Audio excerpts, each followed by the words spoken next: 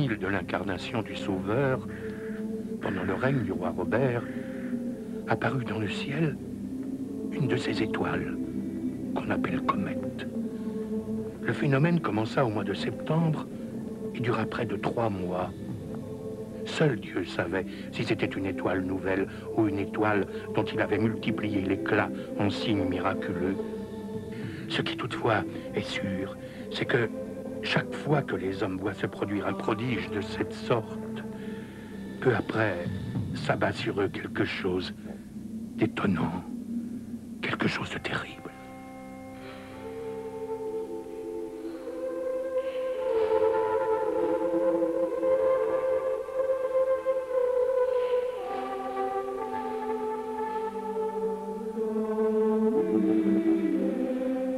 Viennent de s'écouler depuis la venue du Christ sur la terre. L'Apocalypse selon Saint Jean, ce texte fondateur qui fait partie du Nouveau Testament, est formel. Le mal va envahir le monde. Le temps des catastrophes et du diable est arrivé. Pour les hommes qui prennent l'Apocalypse de Jean au pied de la lettre, la fin du monde est pour bientôt. Mais en ce début du 2e millénaire, qui connaît l'Apocalypse? Ceux qui savent lire, essentiellement les gens d'église. En fait, les hommes de l'an 1000 ne savent pas qu'ils vivent en l'an 1000. Ils ne comptent pas les années à partir de la naissance de Jésus-Christ, mais à partir de la première année du règne du roi ou du prince qui les gouverne.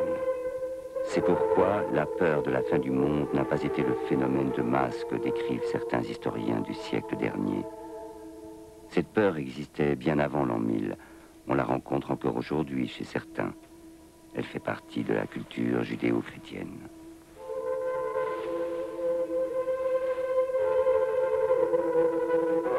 L'an 1000 va nous être raconté par un moine qui vécut en ce temps-là, Adhémar de Chabannes, jeune noble limousin, que ses parents avaient offert à l'abbaye d'Angoulême lorsqu'il avait 8 ans. Il a écrit une chronique, un journal de son temps dans lequel il note les événements remarquables des premières années du nouveau millénaire. Le regard que porte Adhémar exprime le point de vue d'une partie du clergé qui utilise l'Apocalypse selon Saint Jean pour christianiser le peuple en le terrorisant avec la description de l'enfer et en le faisant rêver avec les promesses du paradis.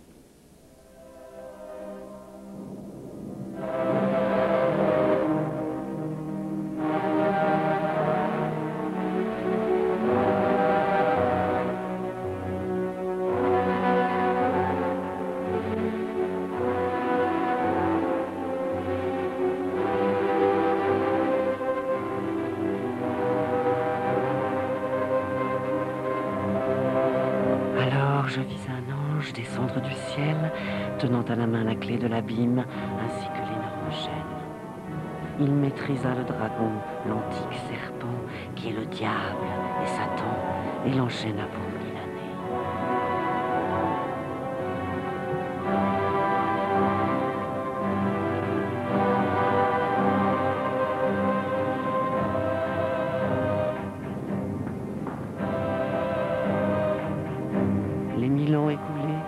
Satan, relâché de sa prison, s'en ira séduire les nations des 4 coins de la terre et les rassembler pour la guerre, aussi nombreux que le sable de la mer.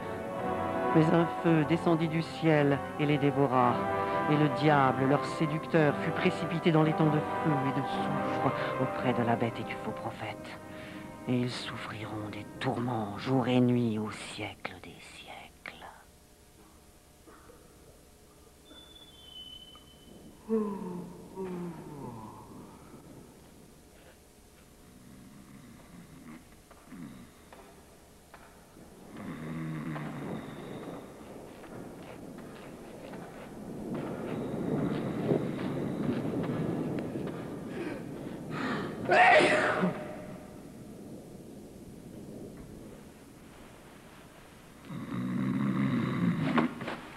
Les faits se sont multipliés aux environs de la 1000e année du Christ.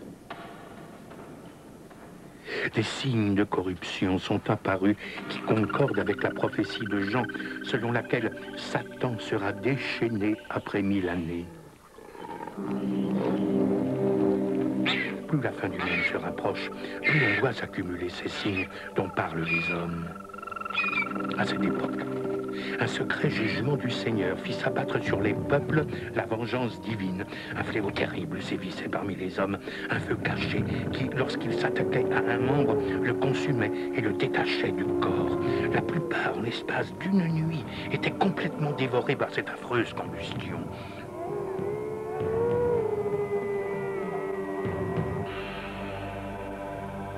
Ce feu mortel dévorait force victimes, tant parmi les grands que dans les classes moyennes et inférieures du peuple.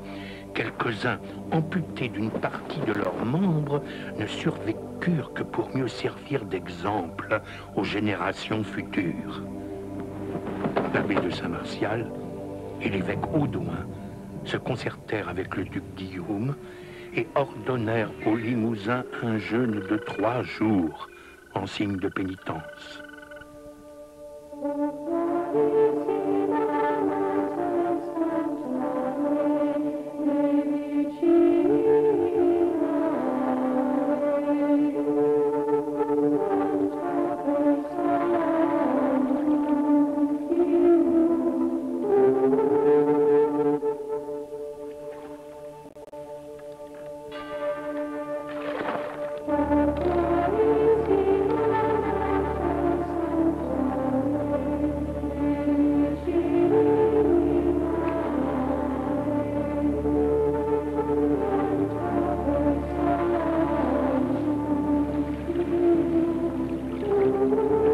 Ce fléau, envoyé par Dieu, dura des semaines et des mois. Pour l'arrêter, tous les évêques d'Aquitaine se réunirent à Limoges le 5e jour avant la fête de la Toussaint. Les corps et les reliques des saints y furent solennellement apportés de toutes parts. Le corps de Saint Martial, patron de la Gaule, fut tiré de son sépulcre. Les hommes furent remplis d'une joie immense et partout le mal arrêta complètement ses ravages. Après la messe, l'évêque bénit le peuple avec le crâne de Saint Jean. D'innombrables malades retrouvèrent la santé. Souvent, il arriva qu'au moment où des bras ou des jambes tordues reprenaient leur rectitude première, on vit la peau se déchirer, les chairs s'ouvrir et le sang couler à flots. L'enthousiasme était si ardent que les assistants tendaient les mains vers Dieu en criant d'une seule voix « Paix, paix !» Ils voyaient le signe du pacte définitif noué entre eux et Dieu.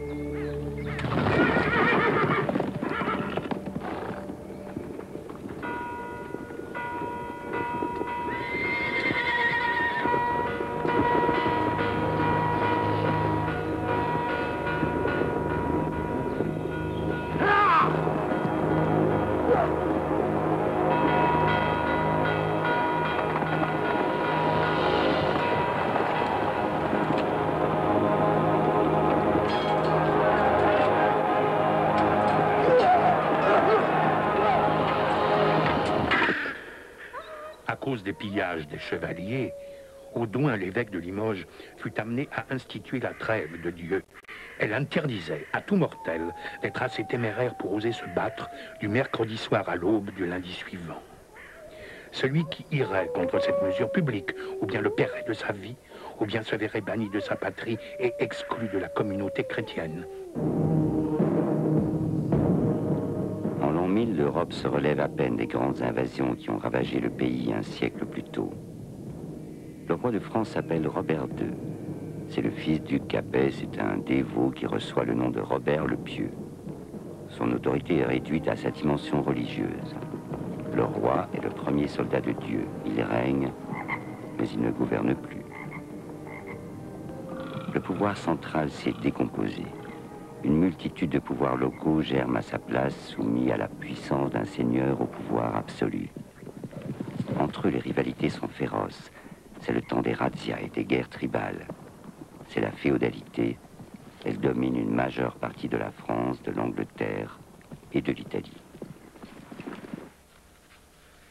Comme approchait la 3e année qui suivit l'an 1000, on vit naître sur toute la terre un élan pour rénover les églises, bien que la plupart, fort bien construites, n'en eussent nul besoin. Une émulation poussait chaque communauté chrétienne à en avoir une plus somptueuse que celle des autres. Presque toutes les églises, les sanctuaires monastiques et même les petits oratoires des villages furent reconstruits plus beaux par les fidèles. C'était comme si le monde lui-même se fût secoué et, dépouillant sa vétusté, est revêtu de toutes parts une blanche robe d'église.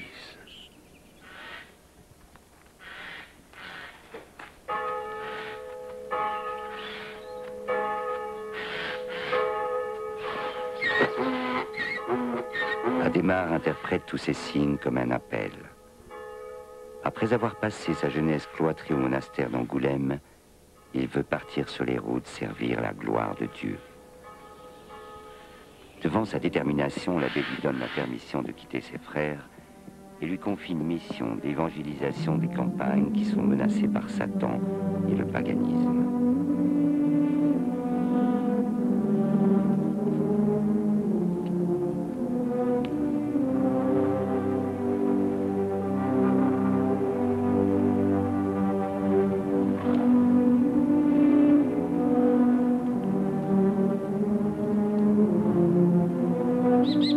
Adhémar entreprend son voyage solitaire comme une mise à l'épreuve, un séjour au désert comme Jésus 1000 ans avant lui.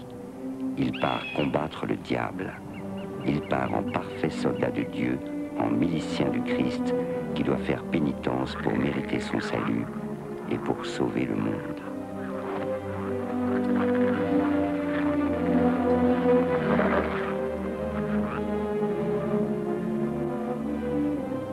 Après 20 ans de réclusion totale dans son monastère, Adhémar découvre le monde pour la première fois.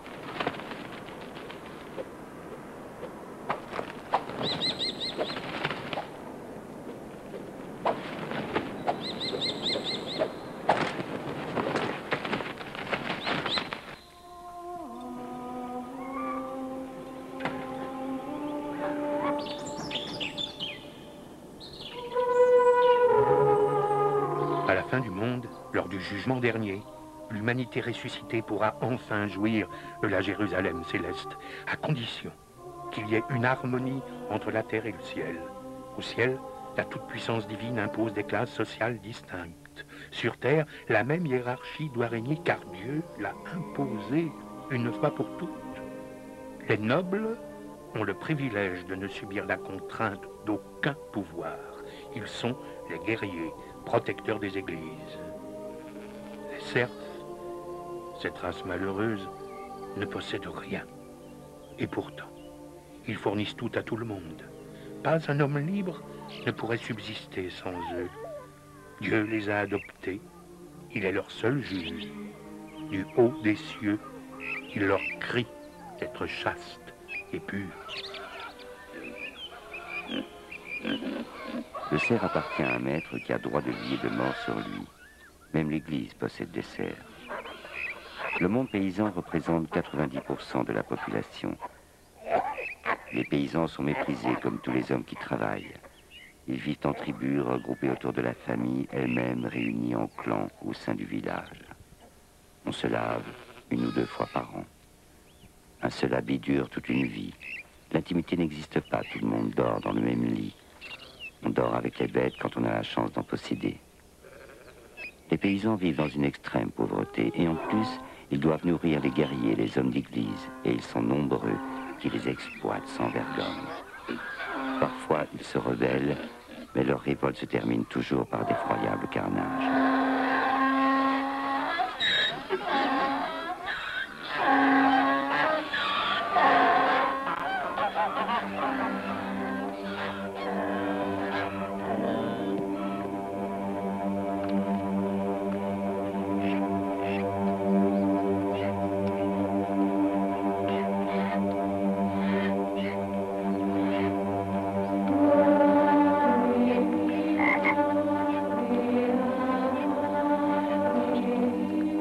Pendant le règne du roi Robert, se montrèrent des signes dans les astres, des sécheresses désastreuses, des pluies excessives, des épidémies, des famines épouvantables, de nombreuses éclipses de soleil et de lune. Le fleuve de la Vienne à Limoges déborda sur plus de 2000. Je vis se réaliser la parole d'Isaïe, disant « Le peuple ne s'est pas tourné vers celui qui le frappe. » Et comme, ainsi que le dit l'Écriture, Dieu corrige celui qu'il aime et flagelle tout fils qui l'accueille.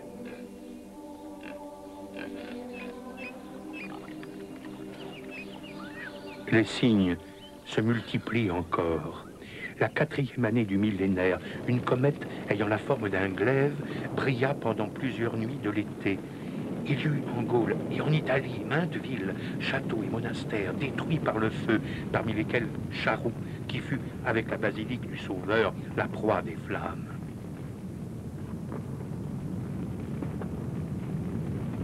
Pour contraindre les flammes à s'éteindre, on éleva au-devant des incendies le linge sur lequel on dépose l'hostie sur l'autel. Une fois encore, il prouva sa vertu salutaire. À Lyon, au monastère de l'île Barbe, quelqu'un s'étant saisi indûment de la petite boîte dans laquelle on conservait l'Eucharistie, elle s'arracha d'elle-même à ses mains. Dans le comté de Châlons, j'ai moi-même rencontré des gens qui, à l'approche d'un désastre, avaient vu le pain consacré se transformer en véritable chair.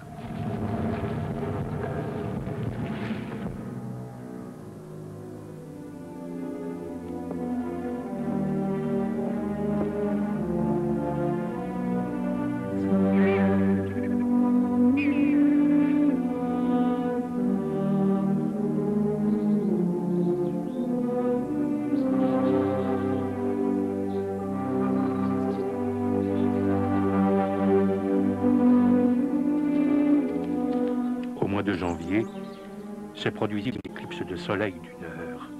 Les hommes, en se regardant entre eux, se découvrirent pâles comme des morts. Une stupeur et une épouvante immense s'emparèrent de leur cœur. Ce spectacle, ils le comprenaient bien, présageait que quelque lamentable plaie allait s'abattre sur le genre humain. De fait, dans le temps qui suivit, moururent le pape Benoît et Basile, l'empereur des Grecs. Herbert, l'archevêque de Cologne, une fois mort, s'illustra par des miracles.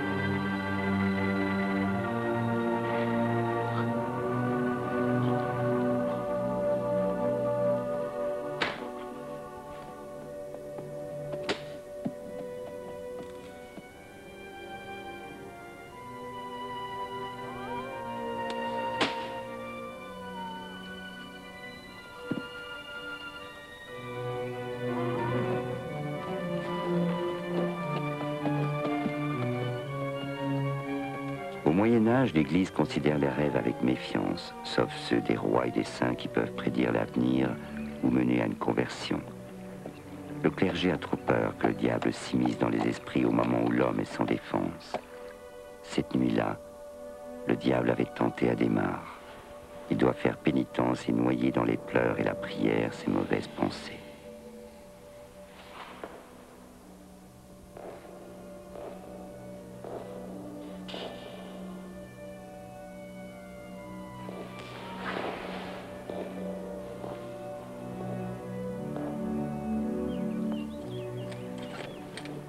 J'arrivai enfin à Limoges, au monastère de Saint-Martial. Alors que le peuple périssait de famine, l'évêque permit de manger de la viande à ceux qui en avaient, afin qu'ils ne succombent point à la mort durant le carême, mais il leur ordonna de faire pénitence après.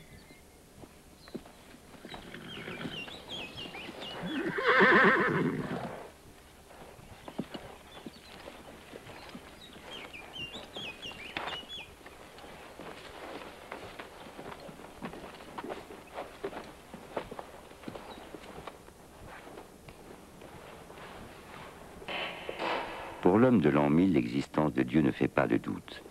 L'univers entier lui appartient, c'est lui qui l'a créé, c'est lui qui le gouverne, qui règne sans partage sur le destin de l'humanité. L'Église tient sa puissance de son pouvoir de médiation avec le ciel. Elle fait la loi au nom de Dieu en imposant ses valeurs. Elle dicte l'organisation de la société dans laquelle elle occupe une place centrale. Le pape de l'an 1000 s'appelle Gerbert d'Aurillac. C'est le premier Français à devenir pape sous le nom de Sylvestre II. C'est un grand savant au point que son érudition jette le trouble. Il veut unir la chrétienté contre les musulmans qui occupent l'Espagne.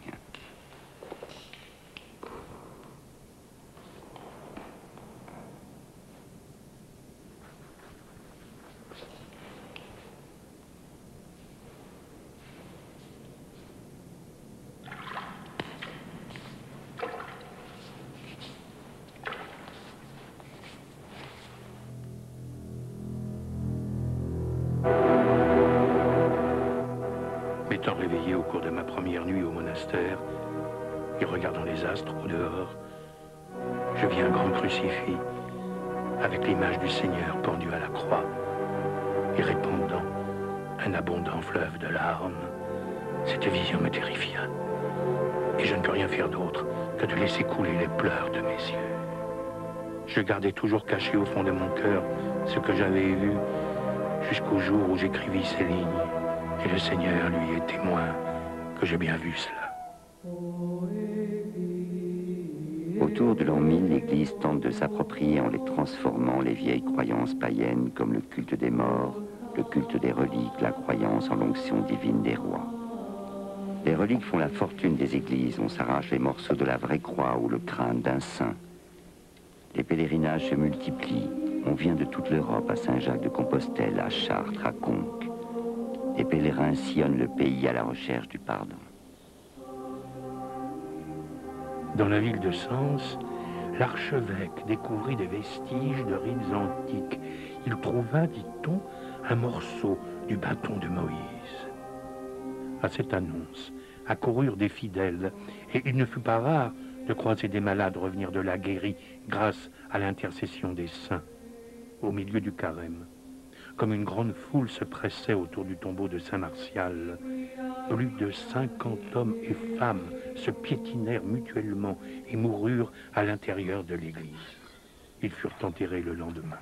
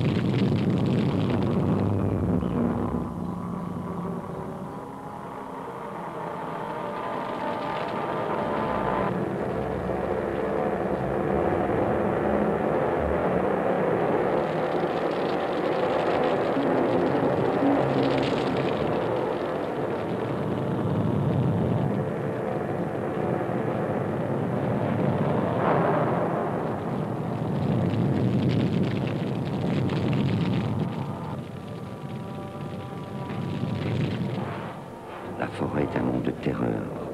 C'est le monde des brigands, des fées, des enchanteurs et des sorciers. Elle fait peur.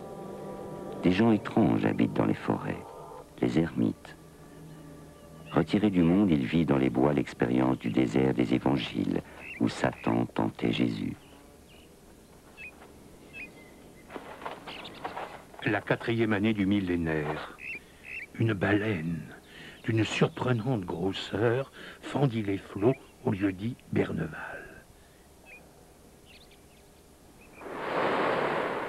Elle apparut un matin de novembre, semblable à une île, et continua sa route, jetant la stupeur et l'étonnement dans l'esprit des gens. Dès l'apparition de ce présage marin, la guerre commença sur toute l'étendue du monde occidental, à la fois dans les pays de la Gaule et dans les îles d'outre-mer, celles des Angles, des Bretons et des Écossais.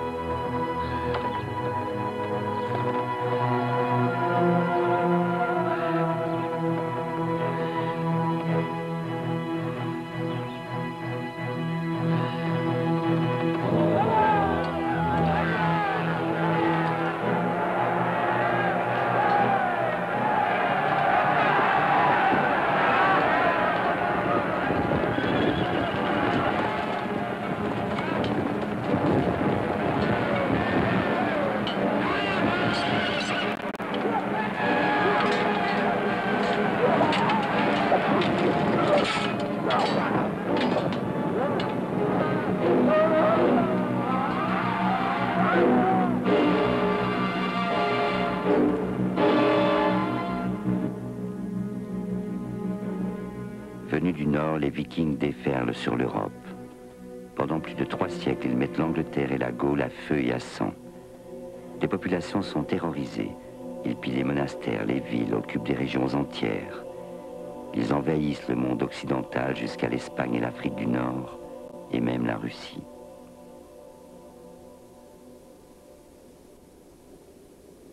Si les Vikings ravagent régulièrement certaines régions de la Gaule, ils ne sont pas les seuls.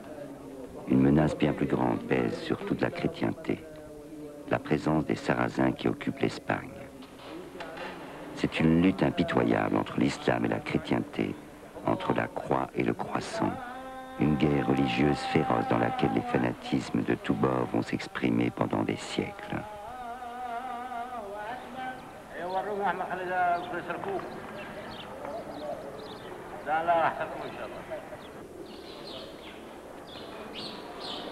La perfidie des Sarrasins reprit en Espagne une vigueur nouvelle. Ils poursuivaient tous les chrétiens qu'ils trouvaient sur terre et sur mer, les écorchaient tout vifs, les massacraient.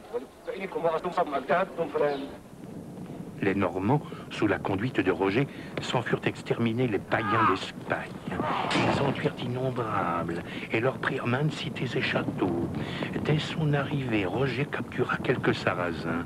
Chaque jour, il en choisissait un et en présence des autres, il le découpait en morceaux comme un porc. Puis, il leur en faisait apporter pour leur repas et feignait d'aller manger le reste avec ses compagnons. Après s'être ainsi fait voir de tous, il laissait évader le plus naïf afin qu'il allât raconter ses horreurs aux Sarrasins.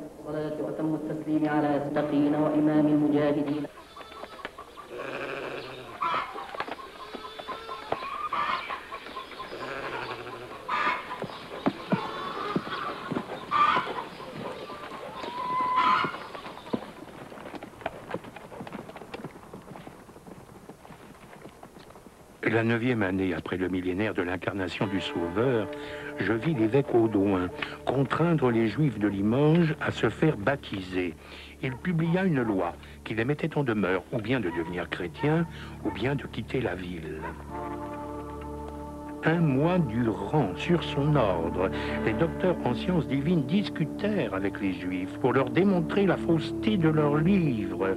3 ou 4 Juifs se firent chrétiens, la foule des autres se hâta d'aller chercher refuge dans d'autres cités, avec femmes et enfants.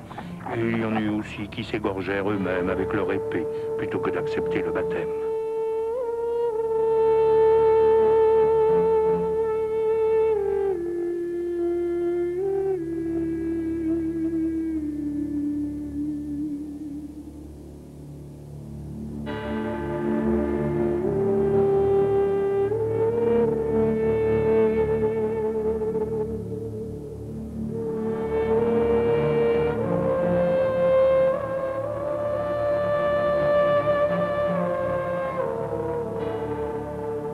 Les hommes de l'an 1000 ont trouvé leur bouc émissaire, les musulmans, les juifs et les païens. Ils les considèrent comme les alliés naturels du diable. La machine à exclure est en marche. L'anti-judaïsme continue. En l'an 1010, le sépulcre du Seigneur à Jérusalem fut brisé par les Juifs et les Sarrasins. Les Juifs d'Occident et les Sarrasins d'Espagne avaient en effet envoyé en Orient une lettre pleine d'accusations contre les chrétiens, annonçant que des armées d'Occident s'étaient mises en marche contre les Sarrasins de l'Orient. L'église Saint-Georges, que jusqu'alors nul Sarrasin n'avait pu profaner, fut détruite. Et en punition de nos péchés, la basilique du sépulcre du Seigneur fut rasée jusqu'au sol. Ne pouvant réussir à briser la pierre du monument, ils y allumèrent un grand feu, mais elle resta immuable et dure comme un diamant. Quand le temple fut détruit, il fut bientôt évident que c'était l'infamie des Juifs qui avait fomenté cet attentat. Les chrétiens furent unanimes à décider qu'ils chasseraient tous les Juifs de leurs terres et de leurs cités. En ces jours, un vendredi saint, après l'adoration de la croix, Rome fut bouleversée par un tremblement de terre et un terrible cyclone.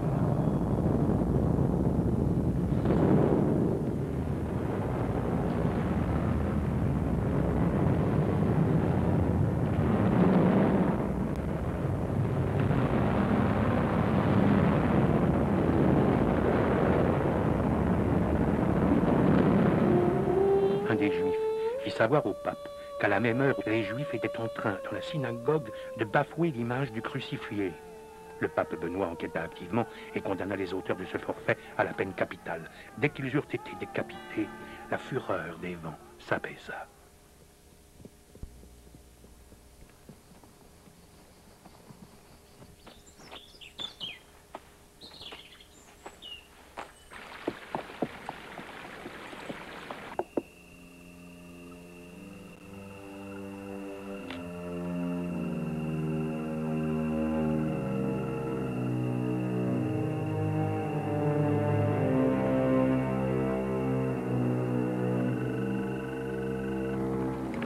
Peu après 1017, surgirent à travers l'Aquitaine des manichéens qui corrompirent le peuple. Ils niaient le saint baptême, la croix, tout ce qui constitue la sainte doctrine. S'abstenant de certaines nourritures, ils paraissaient semblables à des moines et simulaient la chasteté. Mais entre eux, ils se livraient à toutes les débauches. Ils étaient les messagers de l'Antéchrist.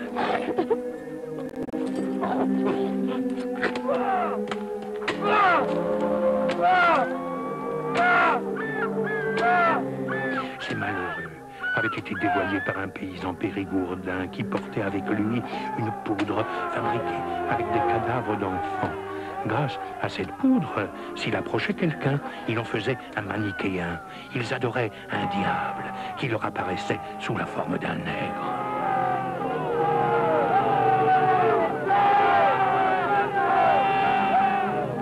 À Sainte-Croix d'Orléans, 10 des chanoines, qui semblaient plus pieux que les autres, furent convaincus d'être manichéens. Le roi Robert, devant leur refus de revenir à la foi, les fit expulser de l'église et les livra aux flammes. Et une fois extirpée la folie de ces détestables insensés, le culte de la vénérable foi catholique a revêtu sur toute la terre un éclat plus vif.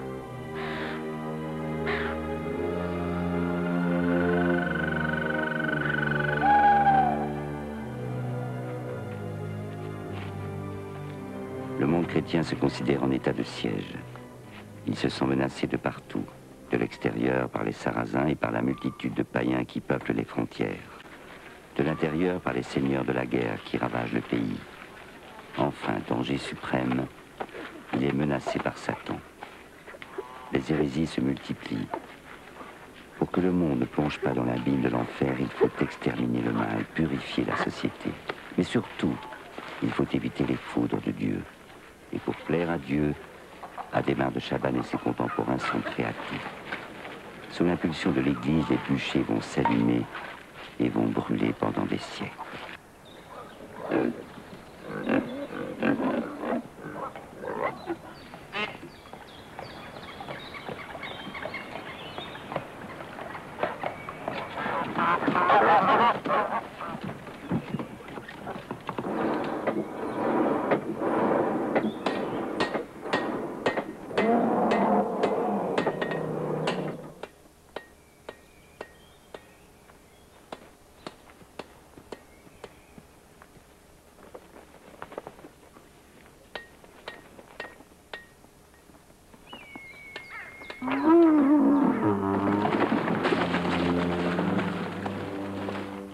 D'ours, les jongleurs et autres amuseurs publics sont toujours très prisés du peuple.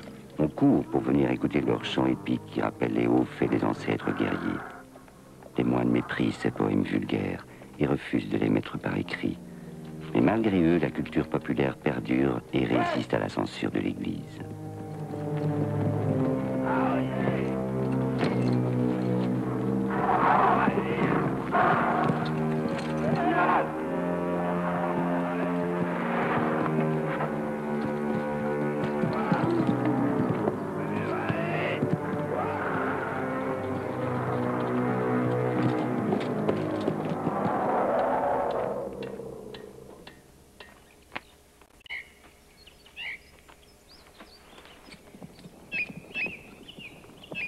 La fureur divine se calme. Pendant quelques années, l'univers reprend son rythme normal. Pour Adhémar, Dieu doit être satisfait de l'extermination des païens. La fin du monde tant redoutée n'a pas eu lieu 1000 ans après la naissance du Christ. Or, l'Apocalypse de Jean ne pouvait pas se tromper. Il semblait donc raisonnable de compter à partir de la mort du Christ, c'est-à-dire 1033, pour voir Satan se déchaîner. À la veille de la date fatidique, l'angoisse d'Adhémar renaît. L'Apocalypse est pour bientôt. Il décide de partir en pèlerinage à Conques, où il attendra la fin du monde.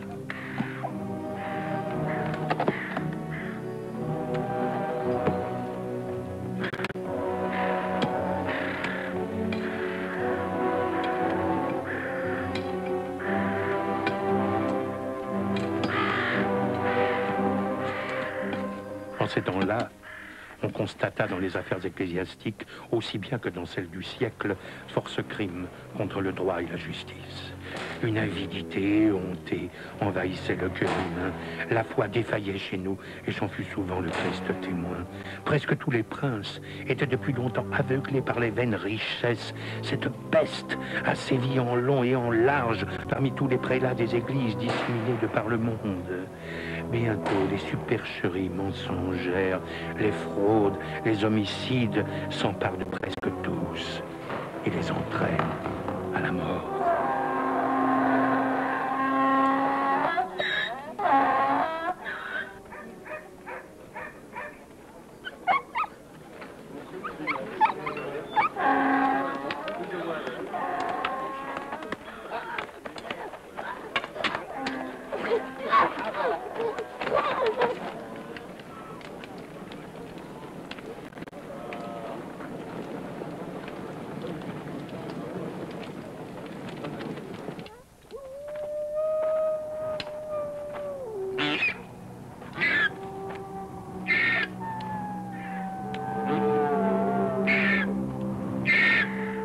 la famine commença à étendre ses ravages. Et je crus en la disparition du genre humain tout entier. On eût dit que les éléments hostiles se livraient bataille, et il n'est pas douteux qu'ils exerçaient la vengeance divine sur l'insubordination des hommes. Des pluies continuelles avaient imbibé la terre, au point que pendant 3 ans, on ne put creuser de sillons capables de recevoir la semence. Quand on eut mangé les bêtes sauvages et les oiseaux, les hommes se mirent, sous l'empire d'une faim dévorante, à ramasser pour les manger toutes sortes de charognes et de choses horribles à dire. Une faim enragée poussa les hommes à dévorer de la chair humaine. Des gens qui se rendaient d'un lieu à un autre pour fuir la famine et qui avaient trouvé en chemin l'hospitalité furent pendant la nuit égorgés, leurs membres découpés, cuits au feu et dévorés. Comme si c'était déjà devenu un usage de manger de la chair humaine, quelqu'un en apporta pour la vendre au marché de Tournu, comme il eût fait de la viande de quelque animal. Les corps des morts furent en bien des endroits arrachés à la terre et servirent à apaiser la faim. Le monde, pour la punition des péchés des hommes, fut la proie de ce fléau pendant 3 ans. Chacun croyait que l'ordonnance des saisons et des éléments qui avaient régné depuis le commencement des siècles était retournée pour toujours au chaos et que c'était la fin du genre humain.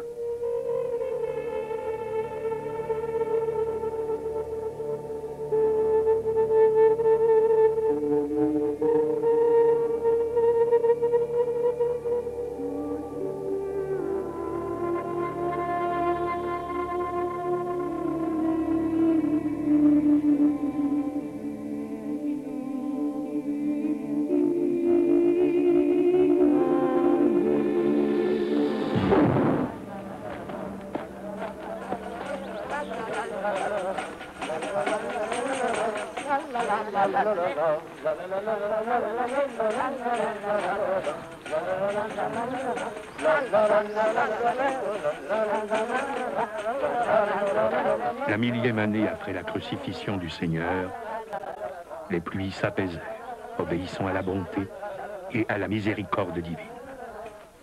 Le ciel commença de rire, de s'éclairer, et s'anima de vents favorables.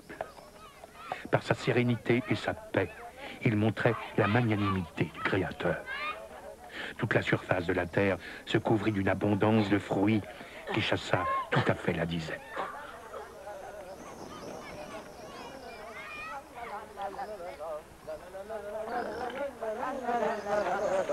L'an 1033 est passé. Adhémar s'est trompé dans l'interprétation de l'Apocalypse de Jean. La fin du monde est pour plus tard. Au cours du 2e millénaire, ils seront très nombreux à la guetter. Elle pèsera pendant des siècles sur la tête des hommes.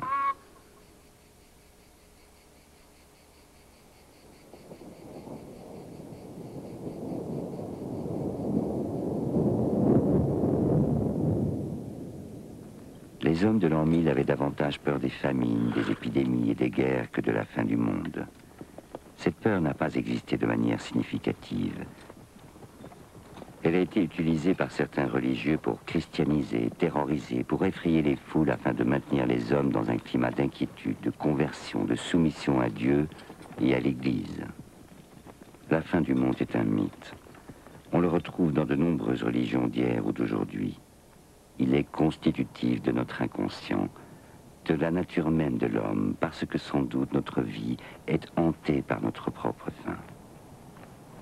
Après bien des difficultés, Adhémar arrive enfin à Conques pour se recueillir devant le reliquaire de Sainte-Foy.